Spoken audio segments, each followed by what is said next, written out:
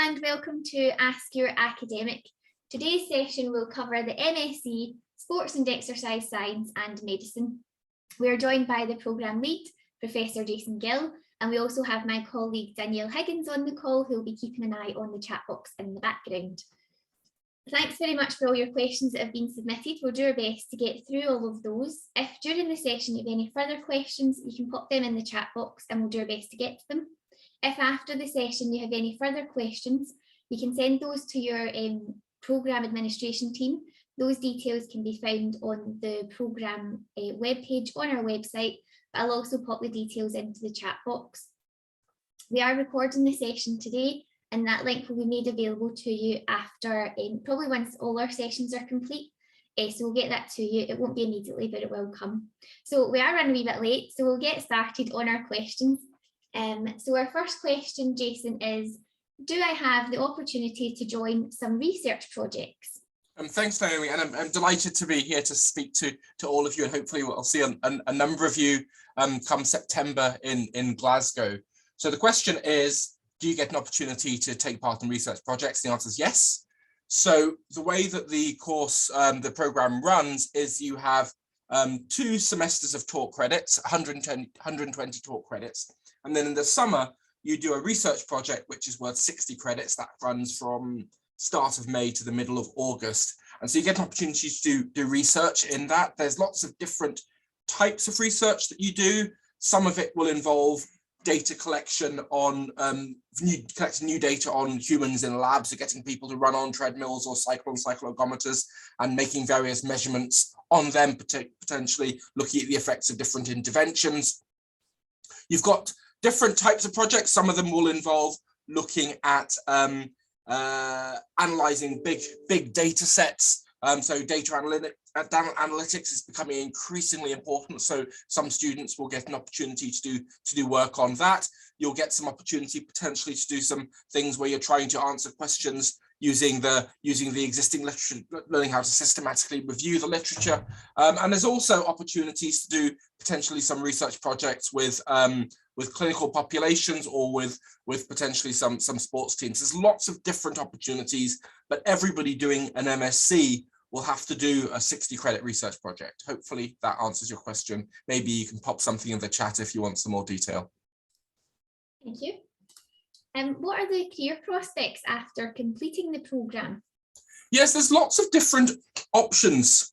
So the way that our program runs is we have probably 3 different exit routes. One is people can do a more clinically focused aspect of the program. So these are people that started off as sort of doctors or physios, and you can do a path which will enhance your career in that. So if you're a medical doctor, it helps you if you want to have a subspecialism in sports medicine, for example. For physios, it can enhance your skills in that area. There's also a broad theme about physical activity and health. So people from the program will have opportunities to work in health promotion, potentially sort of health policy to try and increase physical activity, improve lifestyle of people. And so you might be doing that in a clinical setting or more of a policy and population type setting. And there is a group of people that can come out that can work as a sports scientist, trying to improve sports performance at various different levels. So we've had people who have worked with us who've gone to work, for example, with Scottish swimming and British cycling. One of our graduates is currently the sports scientist at Fulham Football Club. So there are those sorts of opportunities as well. So depending on what your interests are, there are a range of different exit points, and some of you might know exactly what you want to do, and some of you might not know. But one of the beauties of this course is program is because you can choose different options. You can sort of track a path through the MSc program, which will meet your own interests and needs. And if you have any questions about that, you don't have to choose your options before you start. You can talk to the staff early on when you come, and finding out what you might want to do afterwards can help guide your choices of which courses might be most appropriate to help you. Perfect, thank you. Is there the potential for placements or internships? And if so, what type of connections does the university have? So yes, there is an option for placements and internships. So we've historically had some people do projects in terms of placements or internships. So instead of doing a research project, you might work with a football club or a rugby club or a hockey club or Scottish swimming or whoever to work alongside them and do a needs analysis and sort of provide a report. It might be you do a piece of research with one of these clubs or teams to try and understand an aspect of their training. Recently, we've worked with lots of people. Traditionally, we've had a few people doing that. We last year started a more formal relationship with one of the Scottish Premier League football clubs, Partick Thistle. And what we did is we expanded our internship offer. So there isn't just students that get an opportunity to do internships or project, which is some students, but not all of them, a large number won't, where we kind of give people opportunities throughout the year to actually work with the underage teams, the under 18s, under 16s, to get some experience alongside that. So what we're hoping to do is to provide as much as possible in terms of internships for people. We're not going to be able to provide internships to absolutely everybody, although this year I think everybody that wanted to do an internship, we managed to give them one. We managed to have enough capacity. So what we'd hope is, and we can't promise this, is that if you want an opportunity to work with one of these sporting organisations with an internship capacity, we'll do our best to provide as many opportunities as possible. Great. What will the timetable look like in terms of in-person teaching days each week? Okay, so that's an interesting question when you use the word in person. So typically the way that the program runs is you will be doing 3 different courses in the first semester. There's one compulsory course, which we keep renaming it, but it's essentially research methods and statistics, but it's got a long fancy name that I can't remember off the top of my head. So that's a compulsory course. And then you also do 2 option courses. Generally, each course has about 3 hours of contact time per week, and each course runs on a different day. So essentially you would be having contact time for about 3 hours on 3 different days of the week in the first semester. And then the second semester, we have a different compulsory course, which is called the mini lab project, where that's where you get into lab and you learn all your lab skills, and you use them to try and do a project, a short project which tries to answer research questions. So it gets you up to speed, both in actually physically doing the lab skills, but also in thinking about how you formulate a research question, how you design a project to do it, and how you analyze the data. So that's a really nice course. And then you'll also have 2 options there. So that will again be sort of 3 days per week on average. With the lab project, it's not quite 3 hours a week. It kind of, some weeks are shorter, some weeks are longer, but that broad thing. So you're probably going to be in about 3 days per week. I said before it was face-to-face. Now we might be doing some sessions online. We've learnt a lot from COVID. I mean, COVID was nasty, and we were forced to change a lot of the things that we did, and we moved everything to online. But having done that, we've realized some things actually work better online. So depending on who your tutor is and which course it is, some of the things that are in contact might be online. Some of it might be face-to-face, and we're working to try and always evolve the program so we meet your needs better and do it better. And in some instances, that means doing some bits online where we can get better interaction and move you into breakout rooms. So on average, about 3 days per week and about 3 hours on the days that you're coming in. Perfect, thank you. Are there any recommended comprehensive textbooks that will assist a student in the program? So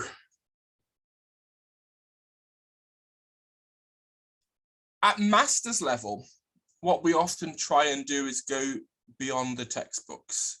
So the textbooks form a starting point, but what we want to do is look at the primary research underpinning it and to try and sort of critique things further. So there isn't a comprehensive textbook. This is the textbook for sport and exercise science and medicine.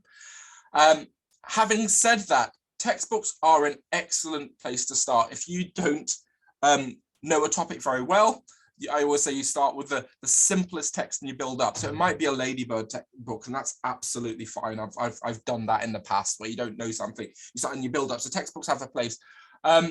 If you haven't got a background in sport and exercise science, I know not everybody does. Some of you are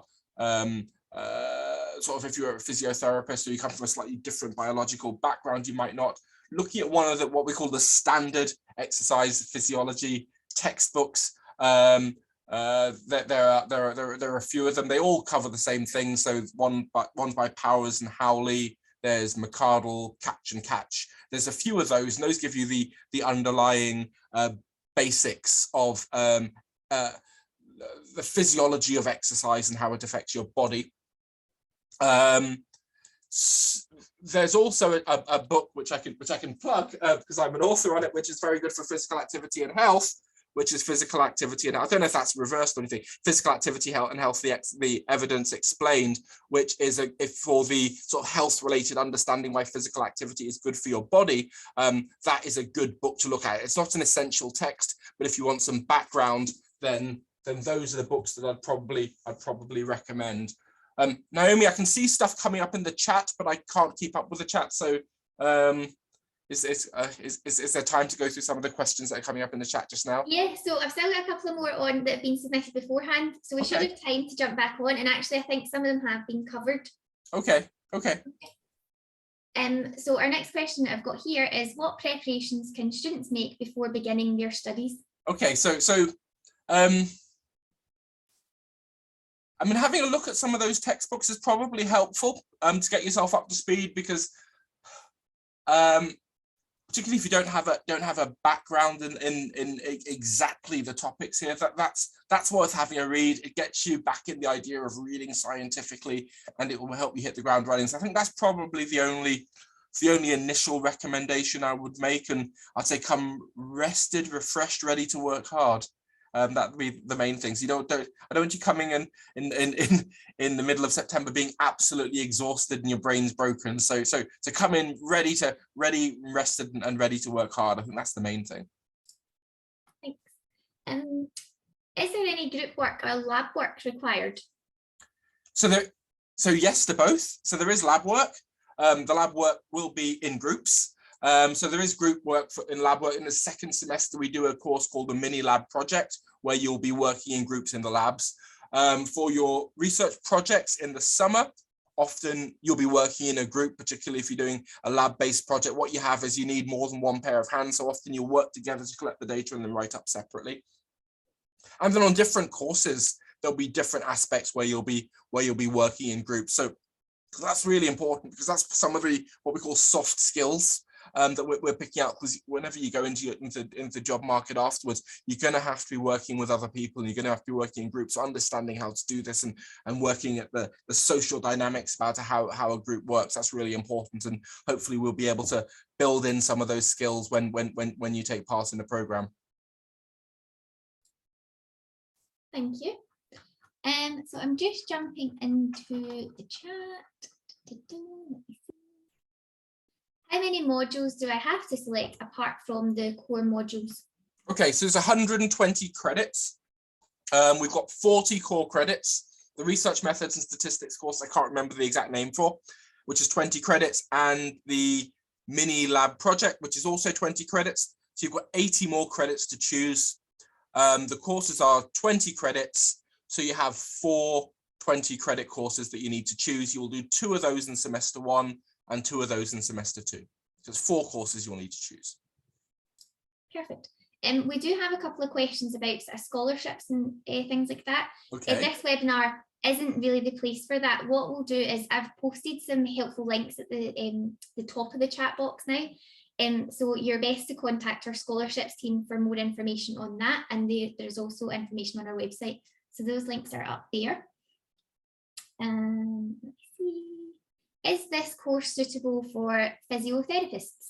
Yes, we have a large number of physiotherapists on the course. It is suitable. What we find is the physiotherapists tend to do a certain set of courses. They'll often do sports injuries, and there's a course on exercise in clinical populations. So those are the sorts of courses that people who are physios and doctors tend to do. You don't have to do those courses, but we have a lot of physios, and the courses program is suited to physios. Yeah. Perfect. And we've got a question there. Do I have the opportunity to join the research project? I think that was kind of touched on. I think we covered that at the start. Let us know if we haven't, and you have any further questions from that. Yeah. Job opportunities in the UK for a physiotherapist.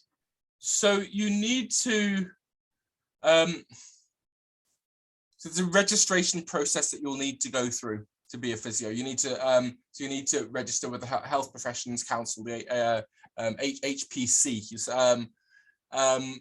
That is a process which is independent to taking part on this course, and depending on where you got your degree from, you might have an opportunity to do that. We've had students from overseas who have done that, but it is a process which takes a bit of time. It's not something you can start to do on day one. Again, I don't know if people have maybe joined a bit late. When should we choose the optional courses, and will there be guidance? You don't need to worry about anything until you come. So you can choose them when you come, and yes, you'll have guidance. So if you have any queries about it, that's what we're here for. We'll talk to you about what your needs and your interests are, what your potential career aspirations are, and we'll be able to help you, guide you through which options are the most appropriate for your needs. Perfect. How do students keep in touch with their program lecturers, things like that? Is there a team groups or whatever set up to keep in contact? So we do have a couple of things. So we use an online learning environment called Moodle, where it serves as something where we put the lecture slides up, and if there's any work that you need to do beforehand, we put it up there. It's also got a chat function. So there are discussion groups, and generally if you have a question, posting something on Moodle is the best way, because often if you have unless it's a personal question, if you have a question about the course, I guarantee you're not the only person having it. So this is the way that you answer it. That basically it's there and open, because if you don't understand something, I guarantee everyone else doesn't understand it either. So putting it up there. The other thing is you can email staff. You can email academic members of staff for academic things, and we also have a program administrator, Lindsay Ross. So anything around the things that are not to do with the academics, about the organization, she's the person to get in touch with. I think we have just started a team for students. I'm not sure how much it's been used in this year. It's something that we kind of, teams is something that we're all just learning how to use during COVID. We've used it more and more. So I think we have a team as well, but I'm not sure how much that's been used. Moodle works really well actually for communication. Thank you. Someone's asking about the teaching start date. Is it the 12th or the 19th of September? I'm thinking it might be the 19th, but I might have a pass on that because I don't know for sure. So what to do is maybe follow up with speaking to the grad school, because they'll know it. I just have things that appear in my diary and I'm told to turn up, and I haven't thought far enough ahead to when the semester starts. So it will be one of those two dates. If you contact the grad school or the admissions office, they'll be able to give you some more details. I suspect it's the 19th, but I'm not 100% sure. I do think there was some communications being organised to be sent out around teaching start dates. So if that's not already been sent, it will be hitting your inboxes very, very soon. So yeah, keep an eye on that. And if it's not already there, it will be coming. Another wee question here. I think this is probably our last question, Jason. Which study material and other equipment should the international students carry with them? So you'll need to have a laptop that can be connected to the internet with all the standard things like Word, Excel, PowerPoint on it. That's probably the main thing. You'll be able to access all the scientific papers and everything through the library. So, often if you try and click on a journal from an article, it'll ask you to pay money to do it. But as a student, the university pays a subscription. So if you log in through your student account, you can get access all the journals and all the papers that you'll need for free. There is a library where you can access textbooks. You might want to buy a textbook of your own if you want to keep it for the whole year. I've given you some suggestions, but they're not essential. So mainly just bring you, make sure that you've got a reasonably quick laptop, which can, with all the appropriate software. And I think that's probably it. Perfect. Thank you. We've got a couple of extra minutes there, Jason. I don't know if there's anything you think that's not been covered that you would like to cover. I don't think so. I think we have a really wide variety of students. I think they generally have a good time. Glasgow's a great city to come to, particularly if you're young. I guess you guys are 30 years younger than me. So when I was your age, I used to go out and do really fun things in the city. I don't do that so much now. So it's a great place to be. The university is brilliant. I've been here sort of 23 years and I haven't gone anywhere else, so I think it's pretty good. And I think our course is pretty good. I think we're pretty good. So if you're interested and you're willing to learn and you're sort of enthusiastic, I think you can do worse than coming to the University of Glasgow and doing this MSc program. Pretty good. Nice way to sum up the program. I think you're underselling yourself there. It's British self-deprecation, isn't it? We don't big ourselves up enough. We're great. Well, everybody, that's us coming to the end of our session. Thanks very much for your time. We hope you found that session useful. I'm seeing some questions still coming through. If there's anything that we've not managed to get to, if you pop them to the programme administrator, they'll get back to you on those. So thanks again for your time. Please take care of yourselves and we hope to see you all very, very soon. Thank you. Thank you, everybody, and I hope to see you all in September. Bye-bye.